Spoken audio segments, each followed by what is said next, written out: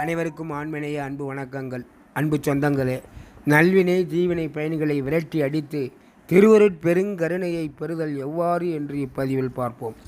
நன்றும் தீதும் பிறர் தர வாரா என்பர்.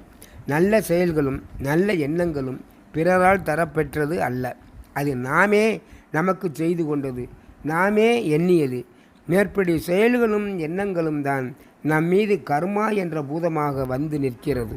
எனவே அன்பர்களே, செயலால் வரும் கர்மா எனவும் மனத்தால் வரும் கர்மா எனவும் கர்மாவை பிரிக்கலாம். செயலால் வரும் கர்மாவால் உடல் பாதிப்படைகிறது. செயலால் வரும் கர்மாவால் மனம் பாதிக்கப்படுகிறது. அதுதான் அருவம் ஆகும்.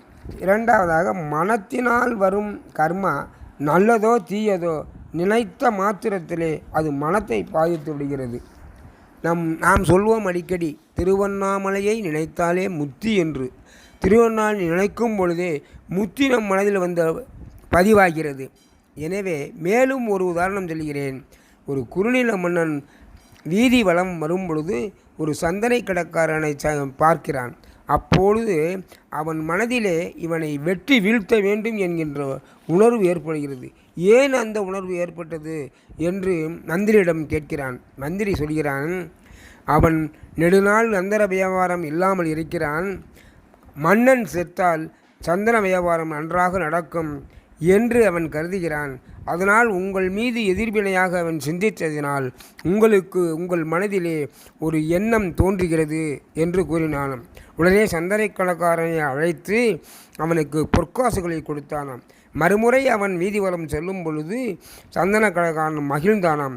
மன்னன் மனதிலும் ஒரு நல்ல எண்ணம் தோன்றியதாம். எனவே எண்ணத்தில் நினைத்தாலே அவர்கள் ஒரு செயலாக தோன்றிவிடும் என்பதை நாம் புரிந்து கொள்ள வேண்டும். நல்ல அதிர்வலைகள் ஏற்படுவதற்கான உணர்வுகளை நாம் வரவழைத்து கொள்ள வேண்டும். எப்பொழுதும் நல்லதே நினைக்க வேண்டும், எப்பொழுதும் நல்லதே செய்ய வேண்டும். அப்படி நினைத்தால் பல ஜென்மங்கள் நம்மளுக்கு கர்மா தொடராமல் இருக்கும். அந்த நல்லவையும் ஜீவகாருண்யம் உள்ள நல்லவைகளாக இருக்க வேண்டும். ஜீவகாருண்ய ஒழுக்கத்தினால் அதை பின்பற்றினால் அதனால் எந்த விதமான கர்மாவும் பதிவடையாது. ஆனால் மற்ற நினைவுகள் கர்மாவாக பதிவடையும். ஆகவே அன்பர்களே, செயலால் செய்யக்கூடிய நன்மை அனைத்தும் ஜீவகாருண்ய செயல்களாக இருக்க வேண்டும். மனதால் நினைக்கக்கூடிய அத்தனையும் ஜீவகாருண்ய சிந்தனைகளாக இருக்க வேண்டும். அப்படி இருந்தால் கர்மாவை விரட்டி அடித்து நொறுக்கி விடலாம்.